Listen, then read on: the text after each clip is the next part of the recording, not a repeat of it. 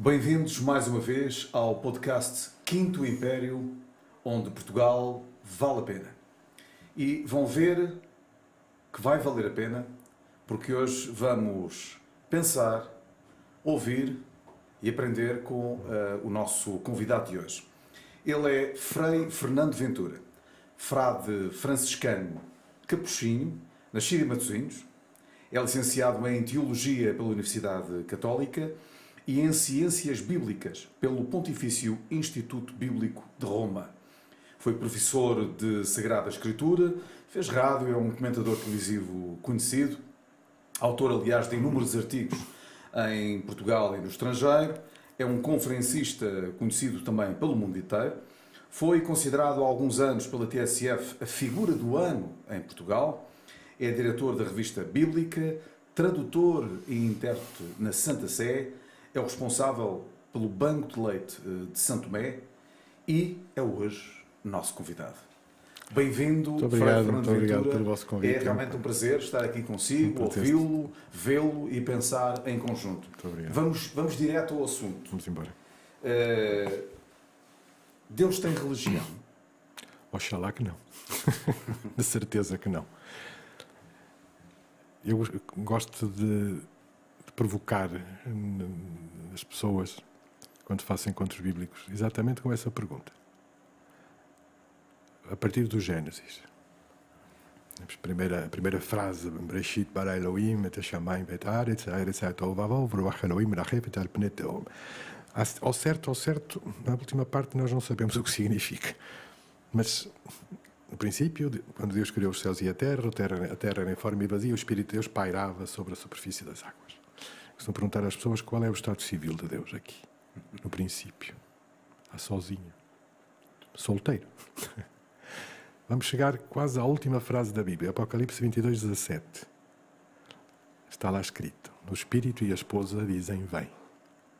Estado civil, casado.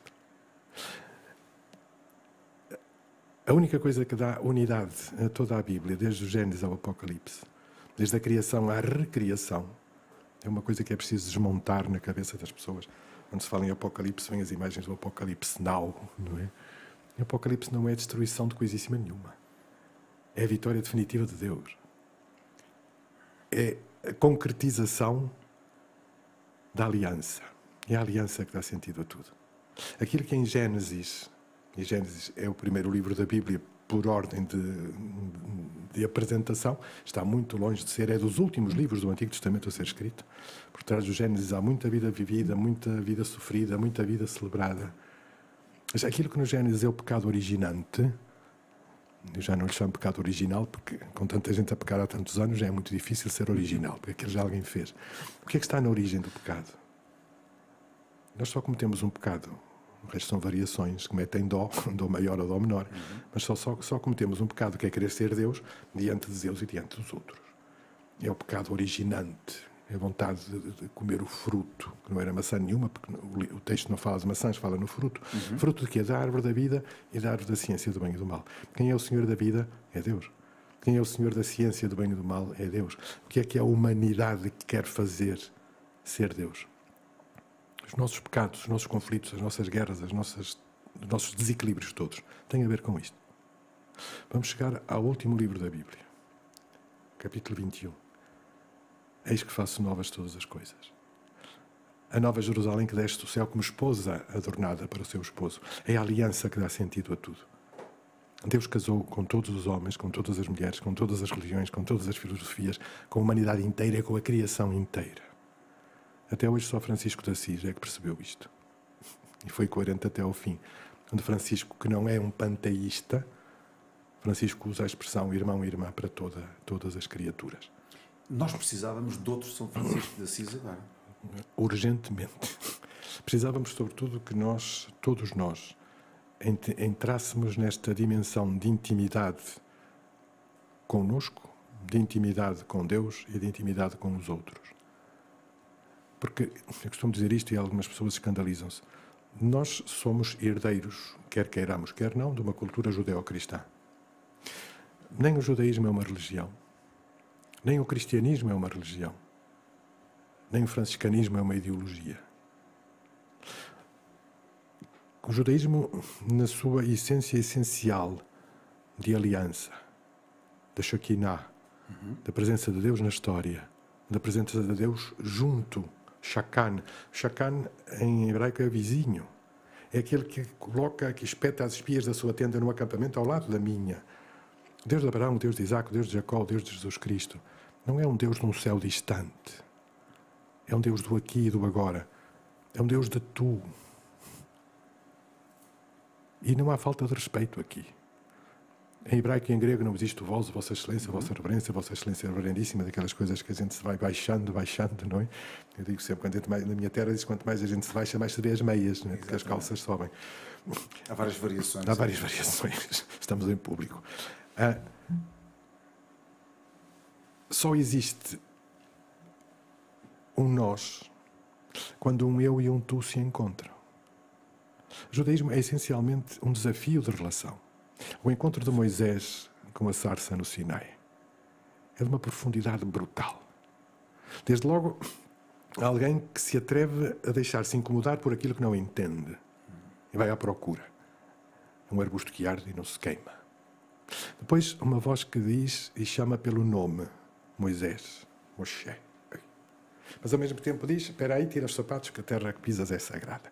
Então, é a primeira manifestação de algo sagrado. Atenção. É a primeira manifestação e a primeira declaração da sacralidade e da dignidade do espaço de Deus e da sacralidade e da dignidade do espaço do outro. Moisés. Deixe-me interrompê-lo nessa fase, porque tocou num ponto que é muito interessante e que quem o acompanha há muitos anos fica deliciado ao ouvi-lo.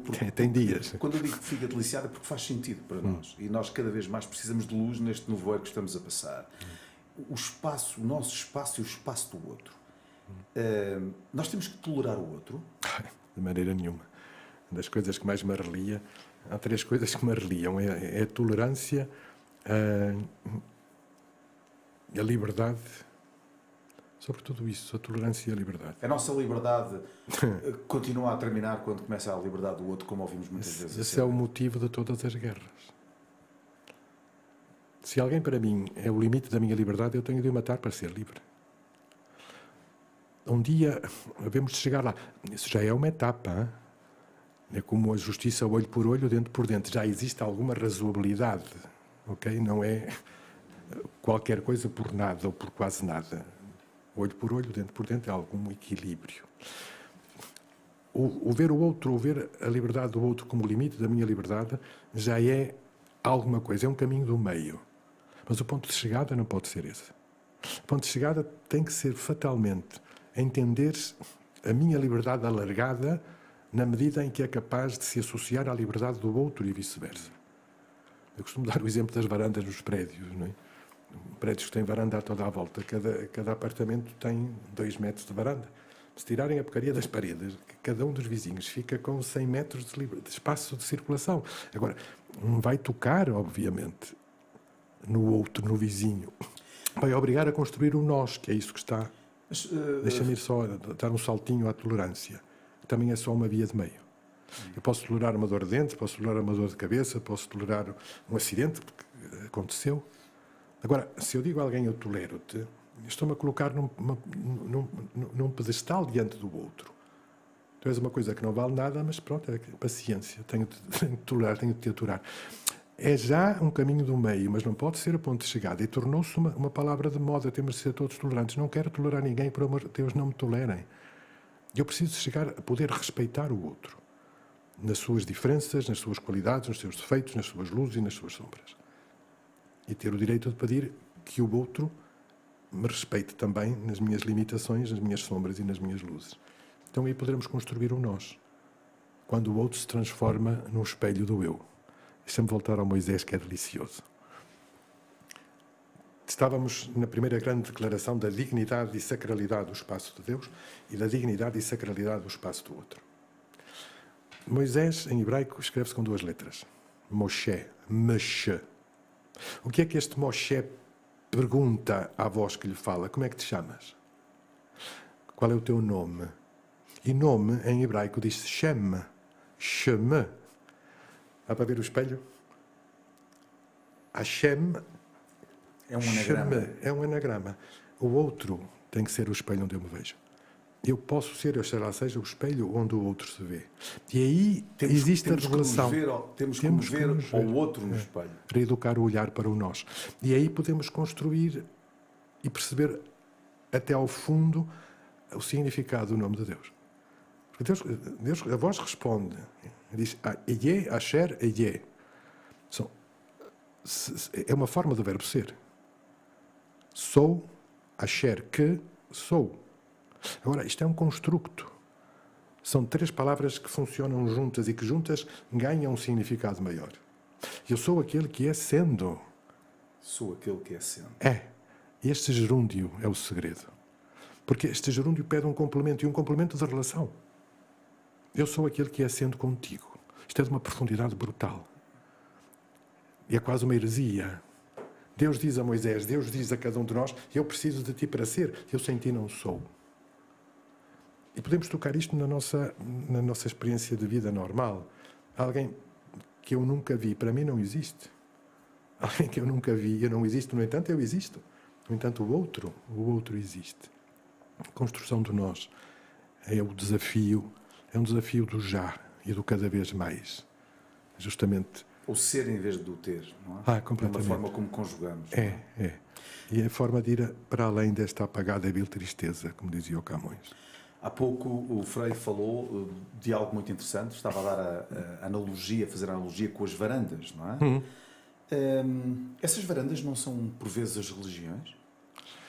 Oxalá fossem usadas para tirar os muros que separam e fossem usadas, supõe-se que uma varanda está colocada num sítio superior, fossem usadas para que as religiões todas fossem capazes de olhar o mundo não só de cima para baixo, mas estivessem a uma altura onde toda a gente pudesse ter acesso a toda a gente. Eu explico isto. Nós temos mundos religiosos que rapidamente se transformam em seitas. Rapidamente se transformam em grupos de gente que afirma a destra e a manca, como se diz em italiano. É a definição do fanático do Amos Oz, um escritor, filósofo israelita. Diz, o fanático é aquele que só consegue contar até 1. É delicioso. Aliás, permita-me só interrompê-lo, o Fernando Pessoa, no seu testamento, dizia mesmo que devemos sempre combater os 3 assassinos de Jacques de Molay: a ignorância, a tirania e o fanatismo. É. A linguagem pobrezinha diz estupidez. Não é? E a linguagem pobrezinha, neste caso ajuda muito. Quando alguém, seja quem for, se declarar urbi et orbi, detentor único da verdade de Deus, ou não percebeu o que é Deus ou é uma besta. Deus não cabe em nenhuma religião, Deus não cabe em nenhuma filosofia, Deus não cabe em conceitos nossos. Nós só temos conceitos e palavras da nossa linguagem e das nossas capacidades mais ou menos limitadas para falar daquele que é o totalmente outro. E nós temos muita dificuldade, desde logo, em chegar ao outro, quanto mais em chegar ao totalmente outro que é Deus. Há pouco falávamos, no princípio da nossa conversa, que o tal Apocalipse não é o fim dos tempos, é o fim de uma era, digamos. É o ponto de chegada de um projeto que vai para além de nós. Vai para além de nós. Agora, para ler o Apocalipse, é preciso perceber o que são a simbologia de um estilo literário. O Apocalipse é um género literário. O contrário do Apocalipse é eucalipto. As pessoas não sabem isto. Calypsis, Calyptein, significa abrir. Se tenta um dia abrir o fruto do eucalipto, aquelas caroquinhas em forma de triângulo, aquilo não abre. Não há maneira de abrir aquilo. Em grego diz-se que é eucalyptos. É uma coisa muitíssimo bem fechada. O apó é o contrário. Por isso, nós só na língua portuguesa é que usamos a palavra Apocalipse para traduzir o nome do último livro da Bíblia. As outras línguas usam a palavra revelação. Aufbahrung, em alemão, revelación, revelation em inglês, nós usamos Apocalipse. É a palavra grega, mas não é, como eu costumo dizer, peço desculpa pela vulgaridade, não é o fim do mundo em cuecas. É a vitória final de Deus sobre aquilo que é o pecado nosso, que é o pecado de querermos ser Deus. Digamos que é a fraternidade universal. Aquilo que em Gênesis é o pecado originante, em Apocalipse torna-se graça originante de novo. Em Portugal, criação. Podemos também chamar o Quinto Império, que é o Império da Fraternidade Universal, sim. onde, bom, pegando nas suas capacidades únicas de interpretação também, verifica que, uma vez que a Bíblia foi escrita numa língua original, a primeira língua em que é escrita a Bíblia hebraico, foi em hebraico, Antigo Testamento hebraico, aramaico, mas depois também foi traduzido em grego, foi traduzido para grego, a tradução dos 70. Muita coisa se perdeu nesta, porque, como estava a dizer, há pessoas... Olha, é dos temas interessantes, da questão das traduções e da transmissão do texto, não é? Durante séculos. Quem conta acrescentam... Mas para nós biblistas, Qumran foi assim uma espécie de chegada do primeiro ser humano à Lua. Ou seja, Qumran o que é que faz?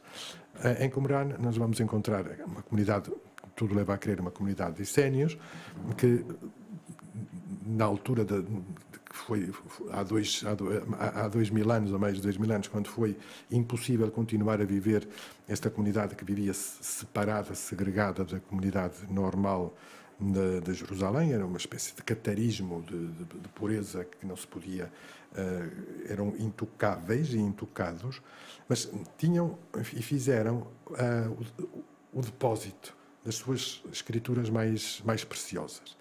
Não só a regra da comunidade, não só documentos vários, mas, sobretudo, manuscritos de livros inteiros da Bíblia. Quando, em 59, creio que é a primeira descoberta da 7Q5, onde aparece o livro de Isaías. O livro de Isaías tem 66 capítulos. É o livro mais longo do Antigo Testamento.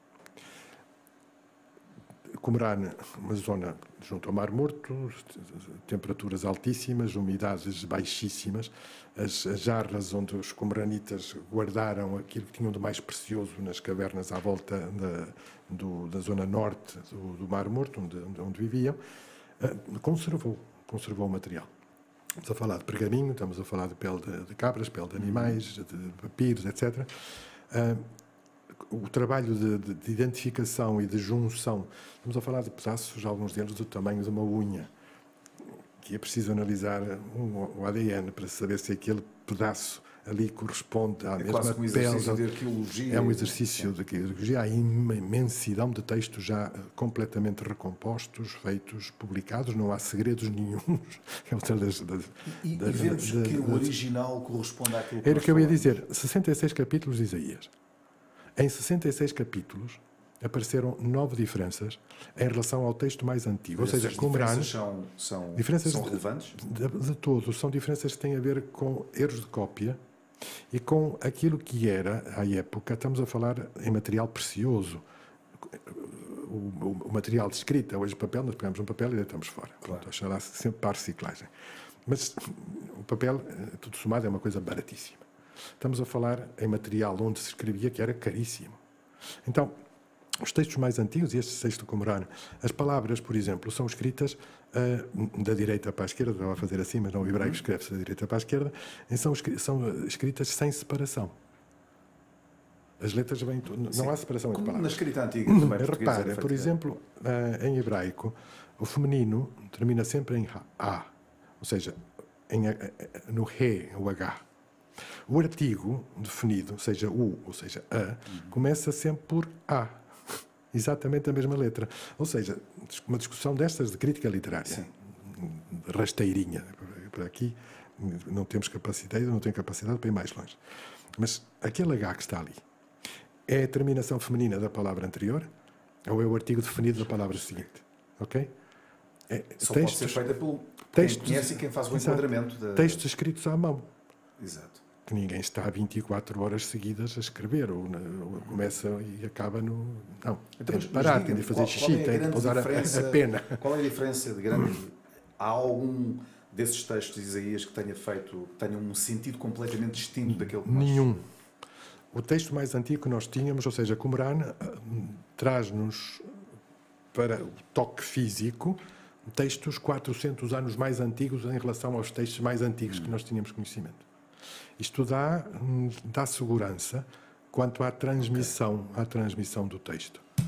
Até à invenção da imprensa, até Gutenberg, tudo era feito à mão. E nós temos códices antigos que têm erros de copista, que todos nós somos humanos, todos nós fazemos erros de escrita, não? Qumran traz isto. Quando se fala, obviamente, que uma tradução é sempre uma traição, não? Obviamente que há conceitos que podemos explicar numa língua que precisam de ser transpostos para outra língua. Uma coisa que deixa um exemplo muito prático. Eu faço tradução simultânea, não é? E há oradores que nós temos que traduzir que contam uma piada que na sua língua funciona lindamente. Aquilo traduzido para outra língua não diz nada. É uma questão de cultura também, não é? Não, o que nós fazemos é dizer às pessoas, isto era uma piada, riam-se, funciona muito bem, o orador fica contente porque foi traduzido e as pessoas, pronto, também descontraem. Deixa-me colocar uma questão, porque tem a ver com a pessoa que escreveu, ou que achou que ouviu aquilo e escreveu, e depois aquilo que por vezes nós interpretamos, tem a ver com a nossa capacidade hermenêutica e com as expressões, ou seja o que for, que nós colocamos nisso. Onde é que, quando Buda existiu, não havia budismo? Quando Cristo existiu, Jesus Cristo, aliás, existiu, não havia cristianismo. Onde é que termina o cristão e começa o católico? O catolicismo é uma das muitas dimensões da vivência do cristianismo. Não somos mais perfeitos que os nossos irmãos evangélicos, nem os nossos irmãos evangélicos mais perfeitos. Estou a falar isto porque há muitas situações que são oficiais da Igreja, do Vaticano, que são votadas por homens de braço no ar, digamos. São feitas em concílios, não é? Sim. E não é por aí que vem o mal ao mundo. Eu pensei que íamos por outro sítio que é importante também para situar isto. Exatamente. Uma das frases-chave do Concílio Vaticano II, do documento Dei Verbum, dizer que a Bíblia foi escrita, é a palavra de Deus, toda ela é a palavra de Deus, escrita por homens e mulheres à maneira humana de escrever. O erro que tantas vezes se comete há uma coisa que não se pode fazer com texto nenhum, seja um texto de culinária, seja um texto de um artigo do jornal desportivo, seja o texto da Bíblia, que é tirar o texto do seu contexto. Este é um exemplo prático que toda a gente entende. Em Portugal, a expressão "fiquei a ver navios" significa "fiquei sem perceber nada". Em Cabo Verde, por exemplo, sei que esta expressão correspondente é "fiquei nas nuvens". Em Portugal, ficar nas nuvens é ficar numa situação agradável, ok? Agora, imagina que estamos no ano 2024, há alguém na Serra da Estrela, por hipótese, hoje, tanto de tal de 2024, escreve uma carta, agora já nem se escrevem cartas, agora são SMS, mas pronto, e-mails. Mas alguém escreve uma carta e Serra da Estrela, tantos de tal, 2024, o texto, e da altura diz, "fiquei a ver navios", qualquer coisa, e termina a carta. Está assinada, está datada e está. Aqui por 3.000 anos, quando andarem a acabar as obras do aeroporto de Lisboa, um engenheiro, um operário, vai encontrar aquele pedaço de papel. Tem a data, está assinado, e lá diz, ficou a ver navios. Então, daqui por 3.000 anos vai-se concluir que em 2024 passavam navios na Serra da Estrela. E de facto não passa. Está escrito ou não está? Está. Só que o que é que, em Portugal, em 2024, significava ficar a ver navios? Muitas vezes podemos, diante da palavra de Deus, ficar a ver navios também. Exato. Torcê-la criminosamente ao ponto de a fazer dizer aquilo que nós queremos justificar. Isto é manipulação. Isto faz-se, infelizmente. Ou analisar frases tiradas do contexto, palavras tiradas do contexto, é ficar a ver navios na Serra da Estrela.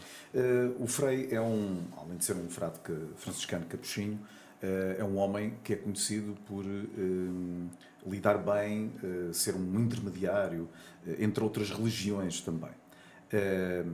Hoje, como no passado, verificamos, infelizmente, que as religiões, por vezes, não são promotoras de paz, não é?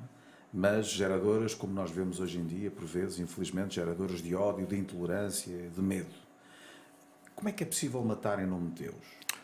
É que as religiões são combustível melhor para alimentar conflitos e guerras. Das grandes fúrias que eu tenho tido ultimamente tem a ver com Cabo Delgado e com Moçambique. Quando alguns pseudo-intelectualoides da nossa praça e de outras praças querem forçosamente justificar aquela carnificina como uma guerra de religião. Moçambique é exemplar. Aliás, das ex-colónias portuguesas, Moçambique e Timor, continuam a ser exemplares no bom relacionamento entre cristãos e muçulmanos.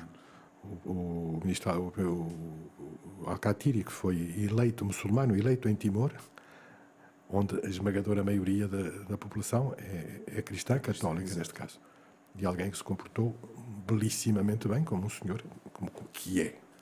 Moçambique nunca foi um território de conflito religioso. Eu dou o exemplo do meu amigo Sheikh Munir, que nasceu em Goa, teve de sair de Goa. Nosso amigo e também membro da Ordem Bandarra. Pronto. A primeira vez que nos conhecemos foi em 89. Em conversa, eu fiz a minha tese de licenciatura em Lisboa sobre o capítulo 19 do Corão, que é todo dedicado a Nossa Senhora Maria, virgindade. Espera.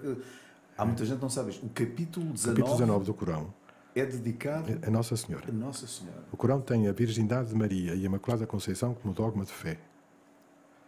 A partir dos textos, pois era a minha discussão com o Munir, discussão não foi nenhuma, estamos muito bem, mas a Mariologia Islâmica que aparece no Corão é Ipsis Verbis, o proto-evangelho de Tiago e o pseudo-Mateus, dois textos apócrifos que Maomé conheceu.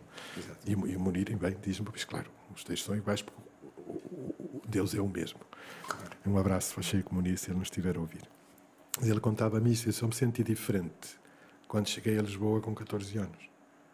Ele sai muito pequeno de Goa para Lourenço Marques, na altura, e ele dá este testemunho. Quer dizer, na minha família, nós muçulmanos, os nossos vizinhos, esmagadora maioria cristãos, visitávamos-nos e celebrávamos as festas conjuntamente. Nunca senti isto. E Moçambique era assim.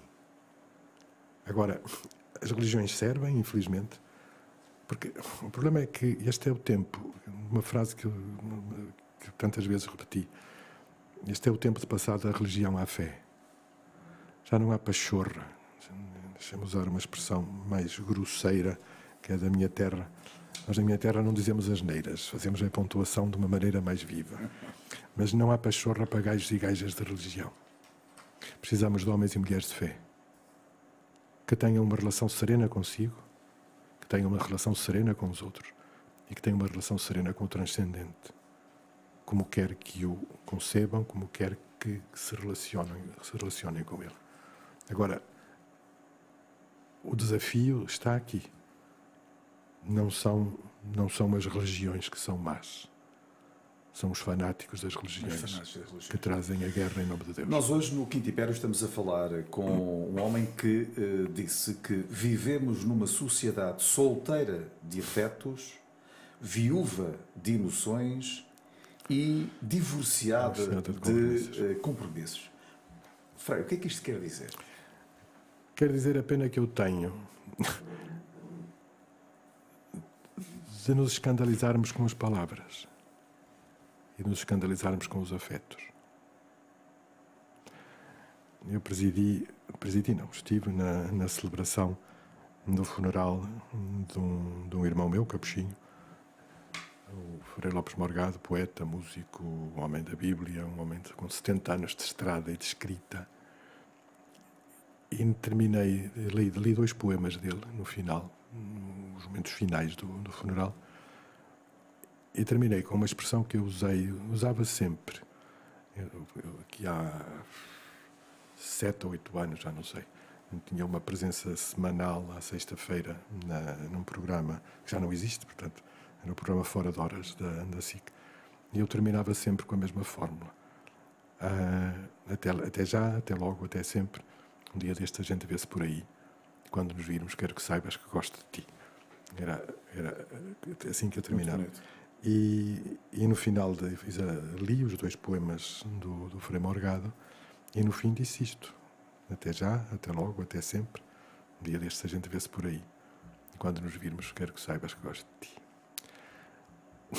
A quantidade de alminhas piedosas que estavam ali que ficaram escandalizadas. Que horror! Isto é de arrepiar, não é? Porque a solidão maior não é nós não termos ninguém que nos diga que gosta de nós. A solidão maior, aquela que mata, é nós não termos ninguém a quem dizer eu gosto de ti. Esta é que é a solidão solteira e o mundo solteiro de afetos. Porque dizer a alguém eu gosto de ti é colocar-me no colo do outro. É assumir a minha vulnerabilidade a dizer que preciso de ti para ser feliz. É a diferença entre o gosto e o amo-te. Na nossa língua, felizmente, não fazemos confusões destas. Italiano é um desastre. Ama-se tudo, desde o chocolate até à sogra, mesmo quando não se ama, te amo, e basta, não. Mas nós sabemos bem o que é ser e estar. É. Mas há, por exemplo, no inglês, o ser bêbado e estar bêbado é a mesma coisa. É a mesma coisa, e não é. A história do Churchill, não é? Que estava tocadito dos copos, e há uma senhora que lhe diz: o senhor está bêbado. E ele diz: é verdade, mas amanhã estou sóbrio. E a senhora é feia. Portanto, aí não havia muito a fazer. E agora perdi-me, ia dizer uma coisa inteligente para variar. Porque eu encontro já com São Francisco de Assis. Okay. São Francisco de Assis disse: comece fazendo o que é necessário, depois o que é possível, e de repente está a fazer o que é impossível. Que é impossível. Frei, o que é necessário começarmos a fazer? É seguir o exemplo do colibri. Cada vez mais. A história da floresta a arder, não? E os animais todos a fugir do incêndio, obviamente. O colibri é um passarinho pequenininho, dos mais pequenos. O beija-flor, as pessoas não saber. O nome mais corriqueiro é o beija-flor. É um pássaro pequeníssimo, fantasticamente bonito. E conta-se a história de uma floresta a arder, os animais todos a fugir, e o colibri a voar ao contrário, em direção ao incêndio. Todos... Não vais, está aqui, vais-te queimar, o que é que vais fazer? O que é que vais fazer? Eles vão apagar o incêndio. E a bicharada toda agregalhada, não é? Então, com esse bico pequenino, vais apagar o incêndio? Eu faço o que posso. Cada um de nós tem que fazer. Nós estamos quase a chegar ao final desta conversa fantástica que estamos aqui a ter consigo, mas eu gostava de lhe colocar ainda mais duas questões. Na eternidade há Deus, Frei? Eu espero que sim. Na eternidade, como eu a concebo. Mas há muita gente que vai ter uma surpresa. Por exemplo, aqueles que acham que o paraíso é na Terra ou é quando nós morremos? Vamos ter surpresas fantásticas, não é? É porque a eternidade é já. Nós estamos já a viver a eternidade. Era aí que eu queria chegar. É. Estamos já a viver a eternidade. Por isso é que deixa-me voltar a Francisco de Assis. Francisco chama a irmã à morte. Francisco considera a morte como o momento mais alto da vida. Como o momento definitivo do encontro com Deus, logo como o momento da ressurreição.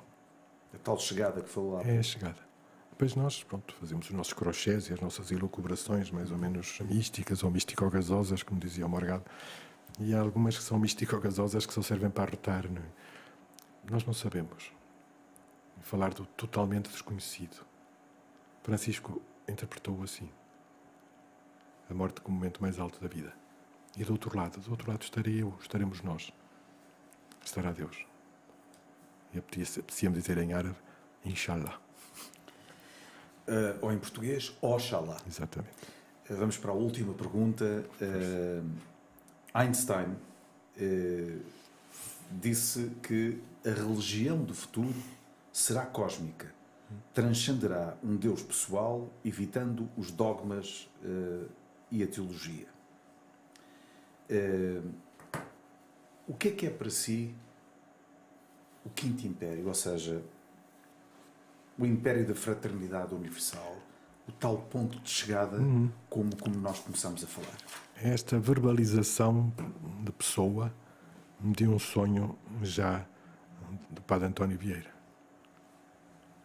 É esta, com alguma dose, e nós com alguma dose de patriotismo nacional, mas nós de facto fomos capazes, porque saímos de nós, de tocar o mundo inteiro.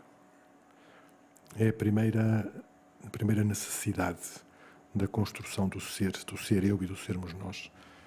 É sermos capazes de dar o primeiro passo, antes de irmos em direção seja a quem for. Antes de irmos em direção seja o que for. Temos de ir em direção a nós próprios, atravessarmos a nós próprios, conhecermos a nós próprios para poder entrar na relação com o outro. E este é o sonho teilhardiano. Este é o sonho da humanidade em evolução de complexidade de consciência. É por aqui que lá chegaremos. Seja a um império. Enquanto cristão, a imagem que eu posso trazer é o desafio da construção do reino de Deus. Que não é um reino político, que não é um reino igual àquele que estavam à espera os primeiros discípulos. Vamos encontrar a mãe dos filhos de Zebedeu, Tiago e João, a ter com Jesus, já quase nos últimos tempos, pedir um lugar à direita, um lugar à esquerda. Ministro, secretário de Estado, Presidente da Câmara, uma coisinha assim, era a mãe, percebe-se, queriam taxas para os rapazes. Mas, no início dos Atos dos Apóstolos, no momento mais solene em que Jesus está a despedir, a prometer o Espírito Santo, aquela que é de facto a última refeição que Jesus toma com os seus. Há ou vários que dizem, é agora que vais restaurar a realeza de Israel. Estavam todos à espera de um tacho. O que Judas fez foi só dar o corpo àquilo que todos pensavam. Andamos aqui há 3 anos, isto não se resolve. O Judas tem um raciocínio lógico. Se ele é o Messias, eu entrego, não lhe acontece nada. Se não é, a gente trata disto e vamos embora, não é? Agora, os outros já tinham assistido aos acontecimentos da paixão, morte e ressurreição, mas estavam ainda à espera de um reino político. Estavam ainda à espera, e Cristo morre por causa disto, por causa de uma catequese mal feita do capítulo 11 de Isaías. Como assim? É. Quando se fala do tronco de Jessé, deste rebento que viradas sobre as raízes, etc. Se ficarmos a meio do texto só, este que vai chegar ungido, tocado, rins cingidos, sandálias nos pés, cajado na mão, esta ideia do êxodo, da saída, da libertação, ficamos só por aí, ficamos à espera do Messias guerreiro, do Messias político, de um caudilho qualquer, que há de vir a agitar, a dizer sou eu, siga-me. Nós agora estamos cheios deles por aí na campanha eleitoral. Rei de Israel, tu disseste. Porque a outra parte do texto explica isso. Então o lobo habitará com o cordeiro, o leopardo com o cabrito, o novilho e o leão estarão juntos. Ou seja, a revolução que tem que chegar à história é uma revolução a partir de dentro. O reino a construir é a partir de dentro. É o sonho do Quinto Império, de facto. Império espiritual. É. E o futuro ou será espiritual ou não será. E o desafio do tempo que passa é o desafio de construção da consciência. Consciência pessoal, consciência coletiva. Sem que ninguém se atreva a dizer que é dono, seja de que verdade for. Muito obrigado, Obrigado, Frei. Terminamos mais um podcast do Quinto Império. Se quiserem fazer algum comentário, propor algum tema, podem fazê-lo através do e-mail quintoimpério@ritoportugues.pt. Muito obrigado. Foi um prazer. Felicidades, bem-ajas.